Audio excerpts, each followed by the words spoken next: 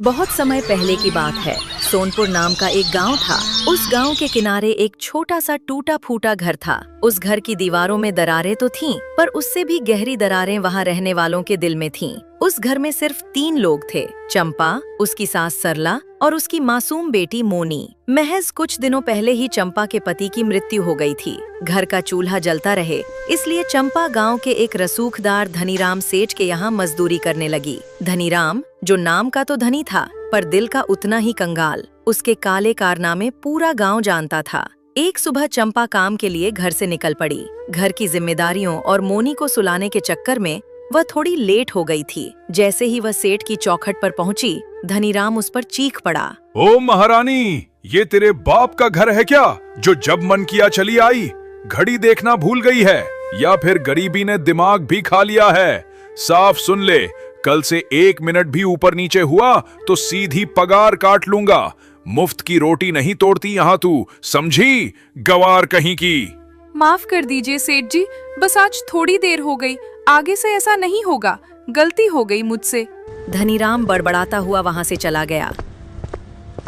चंपा भारी मन से काम पर लग गई और सोच में डूब पड़ी। गवार? इसने मुझे गवार कहा? जमींदार, अगर आज मेरी किस्मत का सितारा गर्दिश में न होता ना, तो तुझे दिखाती कि जिस कागज के टुकड़ों को तू पगार कहता है, वैसी डिग्रियां मैंने गोल्ड मेडल के साथ हासिल की हैं। मैं उस यूनिवर्सिटी की टॉपर थी, जहां तेरे जैसे लोग कदम रखने से भी डरते हैं। चंपा धीरे धीरे शाम होते होते घर का पूरा काम खत्म कर घर जाती है।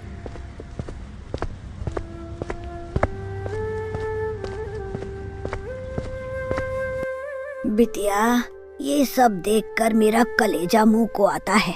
कहाँ तूने बड़े बड़े सपनों के साथ हाथ में कलम पकड़ी थी, और कहाँ आज दूसरे के घर की धूल साफ कर रही है। ये क्या दिन दिखा दिए उस विधाता ने। मुझे माफ कर दे बहू, मैं इस उम्र में भी लाचार हूँ। तुझे वो सुख और सम्मान नहीं दे पाई जिसकी तू हकदार थी। अब ये सब बोलकर खुद को छोटा मत कीजिए माँ। भगवान ने तो मेरा सबसे बड़ा सुख, मेरा सुहाग, पहले ही छीन लिया। अब ये छोटी मोटी तकलीफें क्या बिगाड़ेंगी मेरा? ये झाड़ू पोछा मेरी लाचारी नहीं, मेरी बेटी के भविष्य की नींव है माँ। बस आप हिम्मत मत हारिए। चंपा ने लंबी सांस ली और अपनी सोती हुई बेटी मोनी को देखी और बोली, चलो माँ, अब ये सब सोचकर मन भारी मत करो। आज सो जाते हैं, कल छुट्टी है, तो मैंने सोचा है कि बिटिया को कहीं बाहर घुमाने ले जाऊंगी। बहुत दिनों से वो इसी 4 दीवारी में कैद है, थोड़ा उसका मन भी बहल जाएगा। सरला ने जल्दी से पल्लू के छोर में बंधे कुछ मुड़े तुड़े नोट निकाले और चंपा के हाथ पर रख दिए। मेरे पास पेंशन के कुछ थोड़े बहुत पैसे बचे हैं, इन्हें रख ले बिटिया। मना मत करना, ये मेरी मोनी के लिए है। उसे बाहर ले जाना और जो कुछ भी उसे पसंद हो जी भर के खिलाना। उसके चेहरे की मुस्कान ही हमारी असली कमाई है। ठीक है माँ, आपकी बात नहीं टालूंगी। आप भी आराम कीजिए। अगली सुबह सूरज की पहली किरण के साथ ही चंपा अपनी 15 साल की बेटी मोनी को लेकर बाजार की तरफ निकल पड़ी। मोनी के चेहरे पर एक अजीब सी खुशी थी। आखिर बहुत दिनों बाद वो घर से बाहर निकली थी। बाजार के रास्ते में ही एक चमकता दमकता चाइनीज ढाबा था, जहां से मैगी, नूडल्स और चाउमीन की खुशबू हवाओं में तैर रही थी। 15 साल की मासूम मोनी उस खुशबू को सूंघकर ठहर गई। उसने अपनी माँ का आंचल खींचा और बड़ी उम्मीद से उसकी तरफ देखा। माँ, देखो ना, कितनी अच्छी महक आ रही है। माँ, मुझे मैगी खानी है, प्लीज माँ, दिला दो ना। ठीक है मेरी बच्ची, आज तेरी हर जिद पूरी होगी। चल ढाबे पर चलते हैं। चंपा मोनी को लेकर काउंटर पर पहुंची।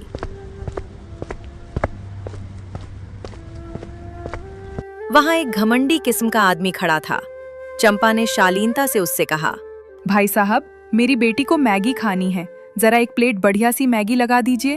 उस ढाबे वाले ने चंपा के साधारण और फटे पुराने कपड़ों को ऊपर से नीचे तक देखा और उसके चेहरे पर हिकारत के भाव आ गए। ए बहन जी, आगे बढ़ो आगे बढ़ो, यहाँ गरीबों के लिए कुछ नहीं मिलता। इस ढाबे का जो मालिक है ना, उसने साफ कह रखा है कि यहाँ गरीबों को कोई सेवा नहीं दी जाएगी। चंपा को धक्का सा लगा, पर उसने खुद को संभाला। भैया, मैं यहाँ भीख नहीं मांग रही हूँ, मैं इसके पूरे पैसे दूंगी। आप पैसे ले लीजिए और मेरी बेटी को मैगी दे दीजिए। यहां पैसे नहीं स्टेटस देखा जाता है बहन जी। अगर आज मैंने तुम जैसी गरीब को यहां बिठाकर खिला दिया और मेरे किसी अमीर ग्राहक ने देख लिया तो वो यहां आना बंद कर देंगे, मेरा धंधा चौपट हो जाएगा। भैया, मेरी बेटी का सपना है। आज पहली बार मैं इसे कहीं बाहर लेकर आई हूँ और पहली बार इसने मुझसे कुछ मांगा है। एक माँ का दिल रख लो भैया।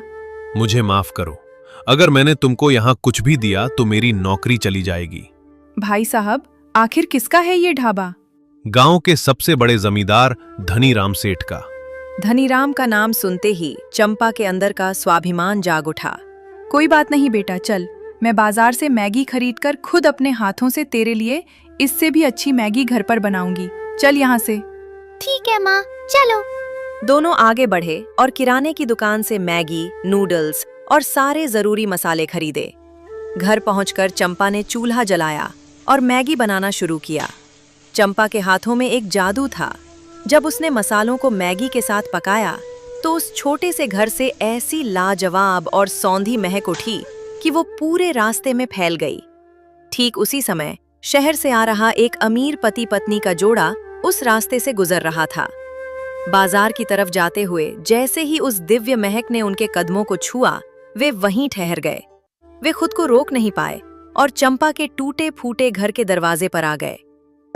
कोई है घर में? जी, कोई है क्या? चंपा बाहर आई। जी बोलिए, कौन है आप लोग? अरे बहन, हम लोग शहर से आ रहे थे और बाजार की तरफ जा रहे थे, पर आपके घर से कुछ बनने की इतनी लाजवाब महक आई कि हमारे कदम यहीं रुक गए। क्या आप हमें बता सकती हैं कि आप क्या बना रही हैं? अरे कुछ खास नहीं, बस बेटी के लिए मैगी बनाई है। अगर आप लोगों को खाना है तो संकोच मत कीजिए, अंदर आ जाइए। बिल्कुल बिल्कुल, क्यों नहीं। दोनों अंदर आ गए। चंपा ने उन्हें सत्कार के साथ बिठाया और मैगी परोसी। मैगी का पहला कौर मुंह में डालते ही दोनों की आंखें फटी की फटी रह गईं। अद्भुत! मैंने बड़े बड़े होटलों में खाया है, पर ऐसा स्वाद और ऐसा सटीक मसालों का तालमेल आज तक कहीं नहीं चखा। बहन, तुम्हारे हाथों में तो साक्षात अन्नपूर्णा का वास है। बातों बातों में पत्नी ने चंपा के चेहरे की उदासी भांप ली और उसके परिवार के बारे में पूछा। चंपा की आंखें भर आईं। क्या बताऊं भाई साहब, मेरे पति थे जो 2 साल पहले गुजर गए। वो बहुत अच्छे इंसान थे, मुझे खूब पढ़ाया लिखाया। वो मुझे डॉक्टर बनते देखना चाहते थे, पर उनके जाने के बाद हालात ऐसे बदले कि डिग्री धरी की धरी रह गई और आज मुझे पेट पालने के लिए दूसरों के घरों में झाड़ू पोछा और मजदूरी करनी पड़ती है। अब तो हालात ये हैं कि मैं अपनी इस बिटिया को आगे पढ़ा भी नहीं पा रही हूँ। चंपा की कहानी सुनकर उन दोनों पति पत्नी का दिल पसीज गया। उनकी आंखों में भी नमी आ गई। कोई बात नहीं बहन, हालातों से डरते नहीं, उनसे लड़ते हैं। तुम्हारी काबिलियत इस गरीबी में छिपने के लिए नहीं बनी है। वैसे तुम सुबह कितने बजे काम पर निकलती हो? मैं सुबह ठीक 5 बजे काम के लिए निकल जाती हूँ। तो सुनो चंपा, कल तुम काम पर मत जाना। कल हम सुबह ठीक इसी समय फिर यहाँ आएंगे और तुम्हारे लिए एक बहुत बड़ा सरप्राइज लेकर आएंगे। बस तुम कहीं जाना मत, हमारा इंतजार करना। ठीक है भाई साहब, मैं कहीं नहीं जाऊंगी। इतना बोलकर वो दोनों चंपा का शुक्रिया अदा करके वहां से चले गए। चंपा ने बड़े प्यार से अपनी बेटी मोनी को मैगी खिलाई, जिसके चेहरे पर अब दुनिया भर की खुशी थी। फिर चंपा ने अपनी बूढ़ी सास सरला को भी मैगी दी। सबने तृप्त होकर मैगी खाई और कल के उस अनजाने सरप्राइज की उम्मीद दिल में लिए सब चादर तान कर सो गए। अगली सुबह के अभी 5 भी नहीं बजे थे कि चंपा के घर के बाहर से आवाज आई। चंपा बहन, ओ चंपा बहन, जल्दी उठो और बाहर आओ। देखो हम तुम्हारे लिए क्या लाए हैं। आवाज सुनकर चंपा की नींद खुल गई। उसकी सास सरला और छोटी मोनी भी हड़बड़ाकर बाहर आ गईं। सामने का नजारा देखकर सबकी आंखें फटी की फटी रह गईं। घर के सामने एक नया सुंदर सा ठेला खड़ा था, जिस पर बड़े बड़े अक्षरों में लिखा मैगी वाली महिला। ठेले पर मैगी के ढेर सारे पैकेट, खुशबूदार मसाले और सारा जरूरी सामान सजा हुआ था। भाई साहब, ये सब क्या है? इतना बड़ा ठेला, ये सारा सामान, मैं कुछ समझ नहीं पा रही। बहन, कल तुम्हारी मैगी खाकर हमें समझ आ गया कि तुम्हारे हाथों में हुनर है। बस मैं इतना ही कर सकता हूँ, तुम्हारे इस हुनर को दुनिया के सामने लाना है। जैसे हमें वो स्वाद पसंद आया वैसे ही सबको आएगा। बस अब तुम हिम्मत मत हारना और आज दोपहर तक गांव के चौराहे पर अपना ये ठेला लगा देना। चंपा की आंखों में खुशी के आंसू छलक आए। भाई साहब, आपका ये एहसान मैं कभी नहीं भूलूंगी। आज आपने मुझे उस धनीराम सेठ की गुलामी से आज़ाद कर दिया।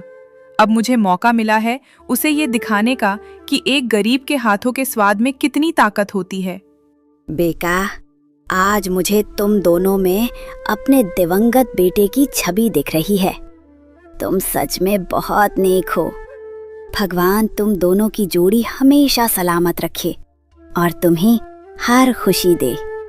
बस माताजी, आपका ये आशीर्वाद ही हमारे लिए बहुत है। अब हम चलते हैं, हमें शहर में बहुत काम है। चंपा बहन, डटी रहना। दोनों मुस्कुराते हुए चले गए। चंपा के अंदर अब एक नया जोश था। उसने तुरंत चूल्हा तैयार किया और मैगी बनाना शुरू किया। जैसे ही उसने अपने खास मसालों का तड़का लगाया, घर से ऐसी मदहोश कर देने वाली खुशबू उठी। दोपहर होते होते चंपा ने अपना ठेला गांव के किनारे सड़क पर लगा दिया। अभी ठेला पूरी तरह लगा भी नहीं था कि उसकी महक ने पूरे गांव को अपनी गिरफ्त में ले लिया। गांव के ज्यादातर लोग गरीब थे, जिन्होंने धनीराम के ढाबे पर कभी कदम भी नहीं रखा था, क्योंकि वहां सिर्फ अमीरों और स्टेटस की कद्र थी। खुशबू का पीछा करते हुए कुछ ग्राहक चंपा के पास आए। अरे चंपा, ये क्या नया काम शुरू किया है? और ये खुशबू कैसी है? पूरा गांव महक रहा है। भाई साहब, ये मैगी है, वही जो बड़े बड़े होटलों और ढाबों में मिलती है। बस फर्क इतना है कि वहाँ ये 50 रुपए की मिलती है और मेरे पास सिर्फ 10 रुपए में। क्या बात कर रही है? हम तो हमेशा से इसे खाना चाहते थे, पर उस धनीराम की वजह से कभी हिम्मत नहीं हुई। चलो आज हमें भी खिलाई दो, देखें तो सही ये मैगी चीज क्या होती है। चंपा ने फुर्ती से 2 प्लेट मैगी तैयार की। जैसे ही उन दोनों ने पहला निवाला लिया, उनके चेहरे खिल उठे। वाह चंपा, क्या लाजवाब मसाले हैं। स्वाद ऐसा कि रूह खुश हो जाए। हम तो स्वाद के नशे में मदहोश हो गए। सच में चंपा, देर मत करो, एक एक प्लेट और लगाओ। जितनी महक अच्छी है, स्वाद उससे दुगना बेहतर है। चंपा ने मुस्कुराते हुए उन्हें एक एक प्लेट और दी। दोनों पैसे देकर और चंपा की तारीफों के पुल बांधते हुए वहां से गए। अब चंपा को समझ आ गया था कि उसके संघर्ष के दिन खत्म होने वाले हैं और उसके हाथों का जादू अब गांव के हर घर तक पहुंचने वाला है। देखते देखते ठेले पर भीड़ जमा हो गई और थोड़ी ही देर में सारी की सारी मैगी खत्म हो गई और वो घर गई। अगली सुबह चंपा फिर उठकर मैगी को अच्छे तरीके से बनाती है और ठेला उसी जगह पर लगा देती है। ठेला लगते ही 2 रहीश आदमी उसके ठेले पर आते हैं। आइए बाबूजी, गर्मा गर्म ताजी मैगी तैयार है, सिर्फ 10 रुपए प्लेट। सिर्फ 10 रुपए? खुशबू तो लाजवाब है। चलो हमारे लिए 2 प्लेट लगाओ। चंपा ने फुर्ती से 2 प्लेटें तैयार की और उनके सामने पेश किया। जैसे ही करोड़ीमल ने पहला चमचा मुंह में डाला, उसकी आंखें फटी की फटी रह गईं। अद्भुत, अविश्वसनीय। माखनलाल, ऐसा स्वाद आज तक कहीं नहीं चखा। हाँ भाई, स्वाद तो ऐसा है कि बंदा उंगलियां चाटता रह जाए। लो बहन, ये तुम्हारे पैसे और ये ऊपर से इनाम। माफ कीजिएगा बाबूजी, मैं सिर्फ अपनी मेहनत की कीमत लेती हूँ, इनाम या खैरात नहीं। दोनों रईस चंपा के इस स्वाभिमान और स्वाद के कायल हो गए। वे पैसे देकर सीधे धनीराम सेठ के आलीशान ढाबे की तरफ बढ़ गए। आइए सेठ जी, बैठिए। आज हमारे शेफ ने खास शाही नूडल्स तैयार किए हैं। कितनी प्लेटें लगवाऊं? रहने दो धनीराम, तुम्हारे इस शेफ और नूडल्स में अब वो दम नहीं रहा। तुम्हारे कारीगरों में वो हुनर ही नहीं है। क्या आप लोग ये क्या कह रहे हैं? भला इस गांव में ऐसा कौन है जो मेरे मुकाबले का खाना बना सके? गांव के किनारे एक महिला ने मैगी का ठेला लगाया है, हम वहीं से खाकर आ रहे हैं। तुम्हारी 50 रुपए वाली मैगी उसके 10 रुपए वाले स्वाद के सामने बिल्कुल फीकी है। क्या? कौन सी औरत? ऐसा नहीं हो सकता। मैं अभी जाकर देखता हूं कि किसकी इतनी मजाल हुई। धनीराम सेठ का अहंकार बुरी तरह आहत हो चुका था। वो गुस्से से कांपता हुआ सीधे चंपा के ठेले की तरफ भागा। तू चंपा, तेरी ये हिम्मत! कल तक जो गंवार मेरे घर पर झाड़ू पोछा करती थी, वो आज मेरे सामने दुकान खोलेगी। सेठ जी, दुकान छोटी है पर मेरी अपनी है। मेहनत की रोटी कमा रही हूँ। तू यहाँ बस 1-2 दिन की मेहमान है, उसके बाद तेरा ये सब कुछ खत्म कर दूंगा मैं। अभी तो सिर्फ शुरुआत है धनीराम सेठ जी। आप पैसों के घमंड में अंधे हैं, पर हुनर किसी की बपौती नहीं होता। बहुत जबान चलने लगी है तेरी। अभी बताता हूं तुझे, इस ठेले को तो मैं अभी नाली में पलट देता हूं। धनीराम का गुस्सा 7वें आसमान पर था।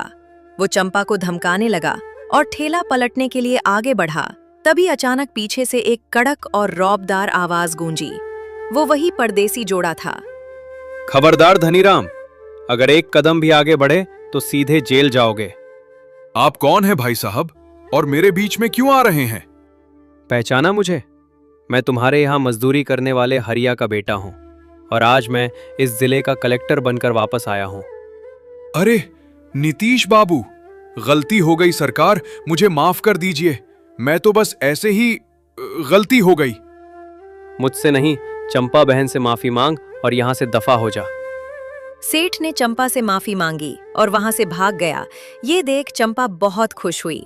सीख दोस्तों, अक्सर हम जब कभी जिंदगी से हारते हैं, तब हमारे जीवन में कोई ऐसा शख्स जरूर आता है जो हमारी पूरी तकदीर बदल देता है। इसलिए कभी हार न माने, अपने हुनर पर भरोसा रखें। वक्त बदलता जरूर है,